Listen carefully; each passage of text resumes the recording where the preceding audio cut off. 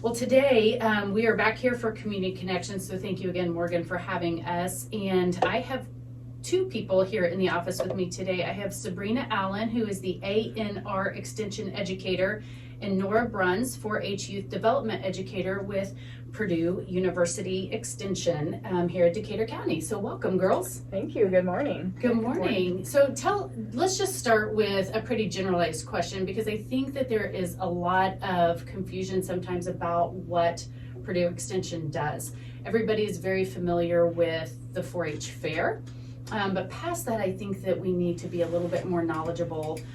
So somebody, one of you two, just get us started and tell us what Purdue Extension is all about. So Purdue Extension is much more than just 4-H. So a lot of people don't know that we have 3 divisions.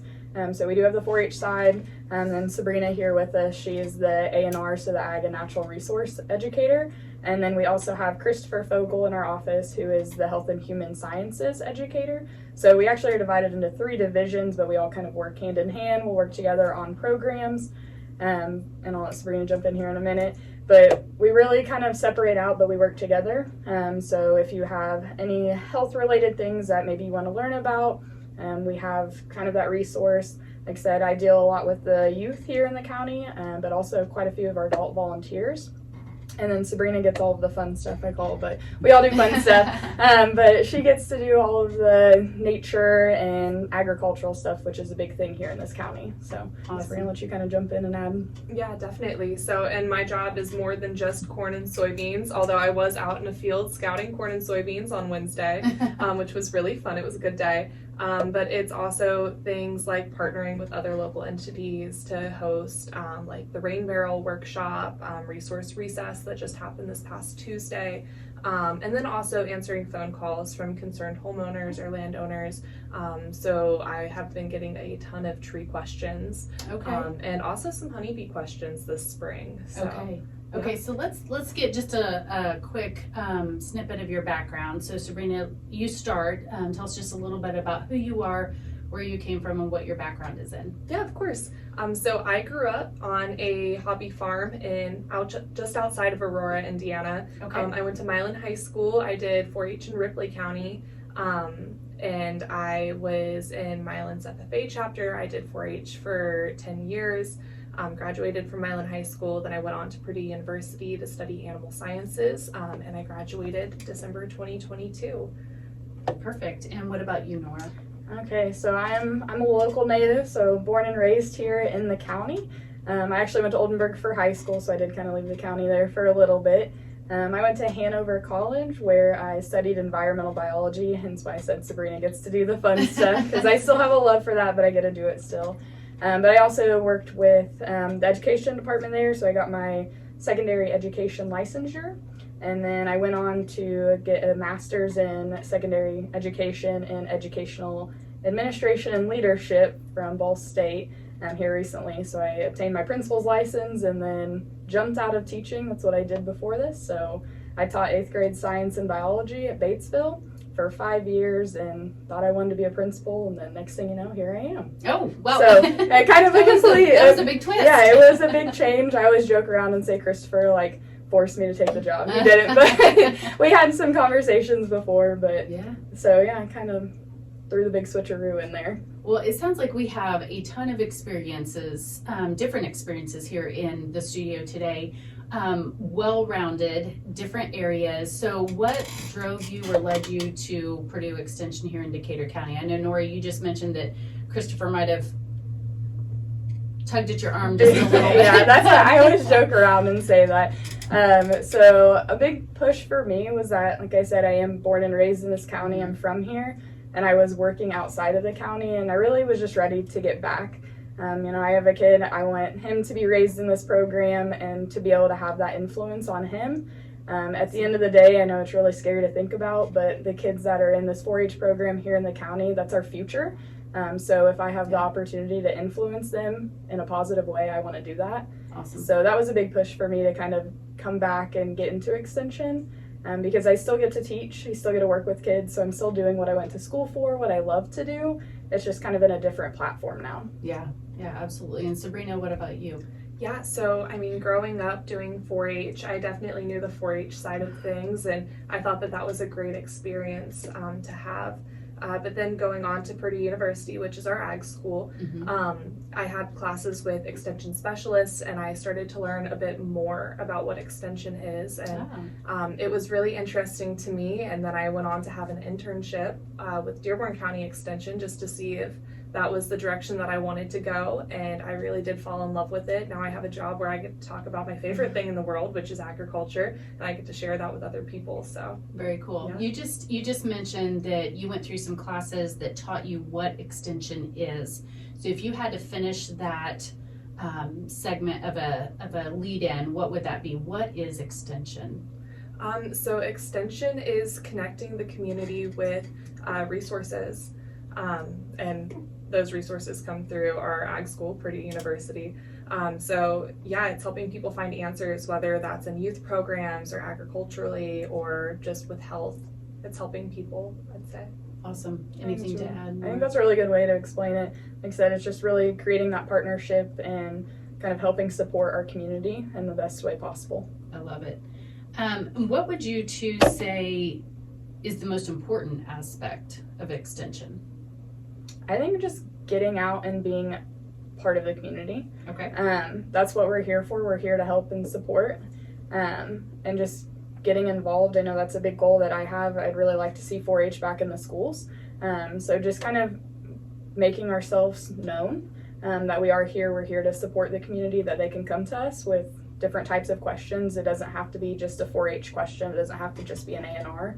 We all can kind of tag team, and we're a great resource, so utilize us. Yeah, I think that piece right there, that you are a resource, is what is oftentimes missed. And I know I've had this discussion with Christopher Fogel quite a few times. What about you? Yeah, so I am very excited for something called Purdue on the Farm. This is a new thing to me.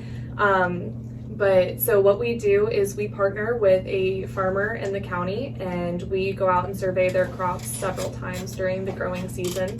So I have partnered with the educators in Rush and Franklin County, and we are surveying H&M Yeager farms, and we are looking at their corn and soybeans. So we just went out for their early season scouting, and we tracked the progress of the corn, noted any insect issues or health issues, and then also took soil samples as well. And we will do that 2 more times during the growing season. So that's a really great opportunity for Purdue Extension to get some real world insight from all the different counties in the area. And that's also a good opportunity for the farmers because they're getting detailed reports on what they're doing and how it's going for them. So. Awesome. What would you say is one of the most challenging things about your job? That was a good question. You can say working with Christopher Fogel. I know, that's usually where I always say, I'm like, man, he's great to work with. We usually have a lot of conversations through the wall in the office. And there's a lot of different challenges. I think right now is just after the COVID year, trying to get enrollment numbers and things like that back up for 4-H. And I know in the past, communication, things like that have not always been great coming out of our office. So trying to rebuild is really kind of been a challenge, but it's been a fun challenge. We've recently reworked our entire website. So there's a lot of mini challenges that have kind of contributed for my 4-H side of things. Serena's probably a little bit different, but really just trying to rebuild that communication, the trust, and that like growth of this program in our community. Right. We do have the 4-H fair coming up. Talk a little bit about the fair and what people can expect and what you're looking forward to with that. I'm really excited. So this will be my first fair in this job. So I was not a 4-H'er. I was the kid that grew up in the middle of town that thought you could only be in 4-H if you had livestock. Okay. Which I know is not true. Right. So I married into a 4-H family. So I've still kind of been looking at things from an outsider's perspective. So now that I'm actually in this job, I'm like, holy cow, there's so much that goes into this. We have so many adults that put in all these extra hours that are volunteering their time. So I'm just really excited to see everything come together. Like I said, these kids work so hard all year on their projects. Adults are working really hard to get everything planned. So I'm really excited just to see it all come together as one thing. I know we're kind of in that crazy chaos mode with deadlines ending and all of it's that. coming up quick. So it is rapidly approaching. So I'm just really excited to see all of the kids come together and the parents come together just to show all of that hard work. Yeah. It happens regardless whether I'm here, the office is there. It's going to happen. But I'm just ready. I'm ready to see it all come together and actually get to experience my first fair in this role. Right. I have been out of town the last 2 years straight for something for one of my kiddos. So I have not been able to experience Decatur County 4-H and the fair for the last 2 years. So this year I will be here, and I am excited to see the changes and the differences. When you step away from it for a while and you come back, then you kind of see it, I think, through a different lens. And so that'll be exciting to see, what changes you guys have brought to the office and into that program. Absolutely. And we are always looking for some positive criticism. Don't just call and Said complain. very lightly, yes. Yeah. No, we're always looking for constructive criticism because, Sure. we want to improve. We want to make it the best that we can be. I know in our area we have pretty high enrollment numbers compared to some of our surrounding counties, and we would like to keep it that way. Like I said, our numbers are down from the COVID years, but they've been staying consistent. But this year we have 36 10-year members, which is huge. That's So- phenomenal. That is I was huge. a 10-year member. There was like maybe 12 of us. And Right. I was like, oh, cool. Yeah, so we have 36 this year. So because we have 36, that means we're losing 36 members. Right. At the end of this year. So it's It's going like, to be a bittersweet year this year. Yeah. That is a lot. so we've been staying consistent in our numbers. We have a lot of kids in that mini 4-H Clover Bud program. Awesome. So that's really exciting to see that we're still kind of keeping it up. Like I said, it's a legacy program. If your parents did it, you're pretty much guaranteed to do it in this county. Yeah. So Yeah. it's really good. What about you? Challenges? Yeah, so I think one of the biggest challenges that I experience is just the wide variety of things that we are in charge of. So putting on those pesticide applicator certification programs, there is a lot of paperwork that goes into that. So figuring all of that out was definitely tough when I first came into the job.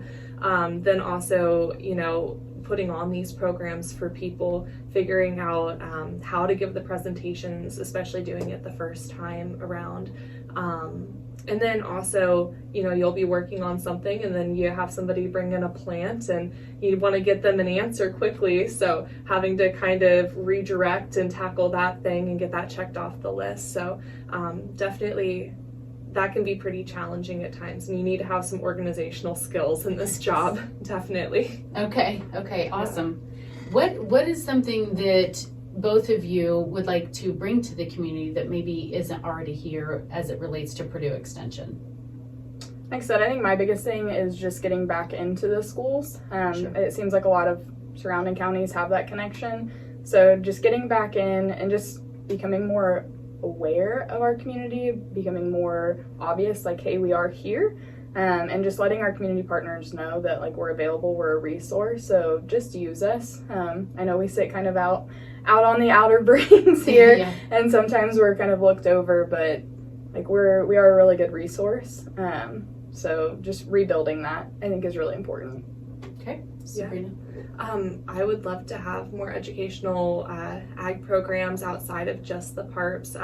So I actually was at the Indiana Grazing School this past weekend. It was a 2-day event. We went out and did pasture walks, talked about pasture management, forage control, and I really think bringing some of those classes back here, doing forage identification, talking about rotational grazing, and how that can help our livestock producers would be a really cool thing to bring. Very cool idea. So we're looking at Q4 for that, fourth quarter of 2023. You're going to have that program up and running and ready to go. Either the fourth quarter or maybe next spring. Okay. Yeah. Give you a little bit As more we time. as we get closer to turning animals back out to pasture, I think that producers will find that beneficial.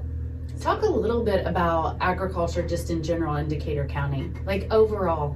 So I have noticed that you guys have a large corn and soybean industry. Yes. Also a lot of pork and some good beef production. Select Sires is seated here, which is a really awesome opportunity for Decatur County. But yeah, so it's a very strong agricultural community. I'm excited to be here, and partner with these farmers. So. Through our Ag Day breakfast that we hold in February, those numbers over the course of probably the last 3 or 4 years have been growing exponentially as far as interest goes for not just that event, but I think it's just the support of the ag community, which I think is huge. And I think that tells so much, is so telling about Decatur County and those families and businesses who are both involved, invested in our agricultural community. We have a ton of ag-based businesses here in Decatur County, and to see everyone come together that morning in particular, obviously that's the event that we're putting on, and to see that event just grow, like I said, exponentially over the last few years, it's not going away, and it's very prominent, and it's something that we need to, even if you're not involved in agriculture specifically, as a community, recognize that is a very big part of who we are here in Decatur County. So I think that's been exciting for us at the chamber to see.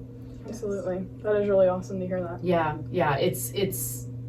I think when you're not directly tied to an agricultural business, or you're not maybe part of a farming family, you don't realize the impact that ag has in this community. But when you put on an event like that and you watch it go from 50 or 60 attendees to this year we were pushing 200, that tells you that agriculture is not dying. It's very alive, it's thriving, and it is the backbone for a lot of families here in our community. So it has to work, right? It has to be successful one way or the other, and allowing all those businesses to support those families, and to support each other in business, is huge for, I think, the success of Decatur County in general. So that's been super fun to watch and to witness. Absolutely. That's awesome. So yeah, talk a little bit, we just have a couple of minutes left here on the show, but talk a little bit about what you see looking forward with Purdue Extension, Decatur County agriculture, maybe even hit a little bit on Christopher's segment of the health and human sciences, if you can add any of that in as well. Yeah, so something I'm really excited about, like I said, is the STEM programs and kind of getting back into the schools. So I had even talked with Christopher about potentially doing a STEM and cooking class for the youth at the schools, and that's Cool. something that could easily be taken outside of just the schools and given to the whole community. Yeah. So I would love to bring him on a project like that, because they do go hand in hand. So I'm really excited to kind of set those goals. I know we've been trying to work on creating a couple STEM stress relief type mental health videos as well to push out to the community. So even though we all are separate divisions, we still kind of pull each other in. So I know Sabrina's helped with a few STEM classes as well that we've done. But that's really my big goal, is I just want to get back out and into those schools, rebuild the relationships that might have been, I don't want to say broken because that sounds really bad, but maybe Sure. just lost for a little bit. Sure. So that's my big goal, just trying to keep that positive momentum going that we have currently in the 4-H program. Absolutely. And what about you, Sabrina?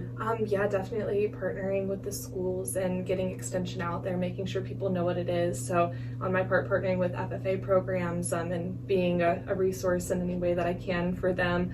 And yeah, just making sure people know what extension is. I think a lot of our older population, they remember extension, and they're really good about utilizing it. But I know a lot of people that tend to be younger, they have no idea what extension is. So really making sure they know that we're here and we're ready to help. Yeah, and as you mentioned earlier, extension is, fill in the blank for us. The connection between the community and the ag school. Awesome. So we all know, and we talked about this again at the beginning of the program, that 4-H is one big part. We mentioned that Sabrina has the A&R extension portion of it, and we mentioned that Christopher has health and human sciences. So it is very, very common and welcomed for people to call your office with any kind of question that relates to environmental issues or questions. It doesn't have to be specifically ag-based. I think when we say the word agriculture, a lot of times we think about corn and soybeans, or animals in particular. But you guys said at the beginning that you get questions about plants and trees and different things that are environmentally based, going on here in our community. And so taking those calls at your office is very much welcomed. Absolutely. Setting up Please. any kind of program educationally that is geared around agriculture, health, human sciences, what am I missing? 4-H. Yeah, say anything you really want with youth, I can cover. I'm kind of the oddball in that one. Yeah. Yeah, and I've heard even like classes on things like diabetes and Yes, that is a really big program that Christopher does, is the Dining with Diabetes. yeah. And I believe he partners with the hospital on that, Okay. which is another great community partner. Yeah. So I know that is a pretty popular class, and if I had to guess, he probably is in the works of getting another one of those planned and up and going. Don't ask me about dates because I have no idea, but I'm sure that's probably in the works for him because that is one of the popular classes that he does do. Okay, and if we're looking for information on what is coming up next with Purdue Extension Decatur County, where would we look? Your best bet is to check our Facebook page, so Okay. we're constantly updating that. We have revamped our website, but I'm going to say that more so from the 4-H side of things. So if you have any type of 4-H questions, just interested in it, want to enroll, you can always either call the office, look at the Facebook page, or our website. That's another really great resource. And what is your website? So I always say, because it's super long, your best bet is just to Google Decatur County Purdue Extension. Okay. And then you'll want the 4-H tab that's in about the middle of the page for my information. Perfect. And looking forward, we've mentioned that the 4-H fair is coming up. Sabrina, you mentioned that you have a pesticide applicator day on August the 17th. Any other, and a rain barrel workshop on the 28th? Yes. What month was that? This month. June. Okay. Next Wednesday. Okay. Any other things that are on the calendar that we need to let people know about? My biggest thing are all the deadlines that are coming up. So we actually just had a deadline Okay. for our fair entry for our 4-Hers to get their projects in, which we actually extended until Wednesday now. So we've been having some technical issues, just some things that were coming up. So we're giving the kiddos a few extra days. So they have until Wednesday, but otherwise I can't wait to see everybody at the fair, which is starting in July 13th. I know projects will start coming in prior to that. So kind of 2-3 weeks of crazy, which I'm excited for. Go ahead and give everybody the dates of the fair. So it starts on July 13th and runs through, I believe, the 20th, 21st. I always mess up the last day because we have the auction and then It project. feels like it never ends. For I you know. guys, I'm That's sure. what it's like. What day is the actual first day for everybody else? Because Right. projects start coming in Yeah. on like the 10th and 11th, and then we are through it for that whole next week until the end, which is somewhere in the 20th. So I'm like, I always lose track because we have the auction and then project pickup, and then we turn right back around and take projects up to the state fair. Yeah. So I just heard that I need to go home and ask my kids if they have met this deadline by this coming Wednesday. Make sure that our stuff is in. Oh my. Well, that is awesome. Thank you guys so much for everything that you do, that you are doing, that you plan to do. I know that you are working really, really hard on building Purdue Extension here in Decatur County. And that is obviously a very, very big variety of things that is happening and going on and potential. So we want to thank you for that. Thank you for being a member of the Greensburg Decatur County Chamber. We are here to support you just like you're here to support the community. So we appreciate you, and we look forward to not only the 4-H fair, but all those other events that are coming up. So if you have any questions, if you're listening or will be listening on our YouTube channel, checking this out at a later date, please visit them on Facebook, Purdue Extension Decatur County, or just simply Google Decatur County Purdue Extension and you'll find their website. So thank you girls so much. You can always call us as well. And that number is? 812-663-8388. Perfect. Well, thank you guys again for being in the studio. If you have any questions regarding 4-H, A&R, or Health and Human Sciences, please reach out to Purdue Extension, Decatur County. This was Sabrina Allen and Nora Bruns. I'm Dawn Lowe with the Greensburg Decatur County Chamber. And that is my cue to start talking again. Thank you, girls, for coming in. It's very good to talk Thank to you. We appreciate it. Learned a lot. I was a 10-year 4-H member, so it's fun to see things keep going. It's always fun, and that stress you feel the night before when you're trying to decorate your cake because you can't do it ahead of time is always stressful, and then you have to put it in the oven because the humidity is always terrible on Fair Week, and it will melt off. I learned one year. That was we could do a whole other show on that. Would be fun, actually, is to do have people write in 4-H project debacles Horror and stories. I will It tell probably Good will enough for always my own entail, it rained all day. We couldn't do this because it was Literally. flooded. So. Yes, I had a cake once. I had Lilo and Stitch. And Stitch, by the end of the fair, went from blue to bright purple. I don't know what the icing did in that case. I just know I had the blue ribbon already, so I was just watching it every day change color. It was the weirdest thing and made me scared to eat that icing anymore. Yeah, So, Yeah, understandable. don't know what I did, but it was some odd science reaction. But I want to thank you for coming in, both of you, and John Love, who is always here. Absolutely. Our show, Community Connections, is on the first and third Mondays of every month, so tune in on July, the first Monday of July. I do not know. Couldn't that tell you date what that date I is. think it's the second. Second or third, probably. I think it's the 2nd of July. I trust you. Yeah, trust me. And you can hear our next Community Connections, and it'll be getting closer to fair time, which will be even more exciting. So yeah, Community Connections is at 11:15 on the first and third Mondays of the month. And for now, it's 11:50 here on Tree Country 1330.